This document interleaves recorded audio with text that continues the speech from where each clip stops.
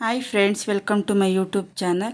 ನಾನಿವತ್ತು ಈ ವಿಡಿಯೋದಲ್ಲಿ ನಿಮ್ಮೆಲ್ರಿಗೋಸ್ಕರ ಒಂದು ವಿಶೇಷ ದೀಪಾರಾಧನೆ ಬಗ್ಗೆ ತಿಳಿಸ್ಕೊಡ್ತಾ ಇದ್ದೀನಿ.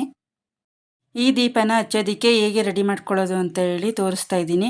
ಫಸ್ಟು ಒಂದು ಹಿತ್ತಾಳೆ ತಟ್ಟೆನ ತಗೊಂಡು ಚೆನ್ನಾಗಿ ತೊಳೆದು, ನೆಕ್ಸ್ಟು ನಾನು 3 ಬಿಳಿ ಎಕ್ಕದ ಎಲೆನ ತಗೊಂಡಿದ್ದೀನಿ.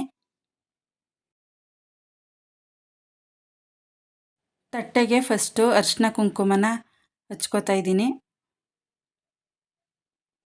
ಬಿಳಿ ಎಕ್ಕದ ಎಲೆನ ಚೆನ್ನಾಗಿ ತೊಳೆದು ಒಂದೊಂದು ಎಲೆಗೆ 5 ಕಡೆ ಅರಿಶಿನ ಕುಂಕುಮನ ಹಚ್ಕೋತಾ ಇದ್ದೀನಿ. ಬಿಳಿ ಎಕ್ಕದ ಎಲೆ ಗಣೇಶನಿಗೆ ತುಂಬ ಪ್ರಿಯವಾದದ್ದು. ಗಣೇಶನ ವಾರವಾದ ಶನಿವಾರ, ಬುಧವಾರ ಮತ್ತು ತಿಂಗಳಿಗೊಮ್ಮೆ ಬರುವ ಚೌತಿ ದಿನ ಈ ದೀಪಾರಾಧನೆ ಮಾಡೋದ್ರಿಂದ ಮನೆಯಲ್ಲಿ ಪಾಸಿಟಿವ್ ವೈಬ್ಸ್ ಹೆಚ್ಚಾಗುತ್ತೆ. ಮಕ್ಕಳಿಗೆ ವಿದ್ಯಾಭ್ಯಾಸದ ಮೇಲೆ ಏಕಾಗ್ರತೆ ಕೂಡ ಹೆಚ್ಚಾಗುತ್ತೆ.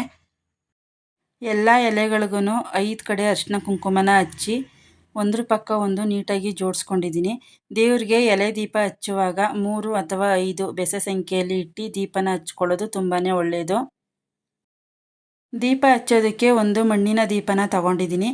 ದೀಪನ ಚೆನ್ನಾಗಿ ತೊಳೆದು ಒಳಗಡೆ ಮತ್ತು ಹೊರಗಡೆ 2 ಕಡೆನೂ ನೀಟಾಗಿ ಅರಿಶಿನ ಹಚ್ಚುತ್ತಾ ಇದ್ದೀನಿ.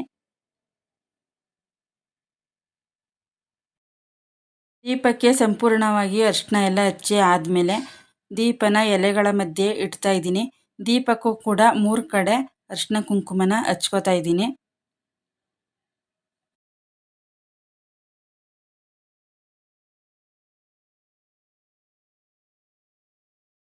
ದೀಪಕ್ಕೆ ಅರಿಶಿನ ಕುಂಕುಮ ಎಲ್ಲ ಹಚ್ಚಿ ಆದಮೇಲೆ 2 ಎಳೆ ಬತ್ತಿನ ಹಾಕೋತಾ ಇದ್ದೀನಿ.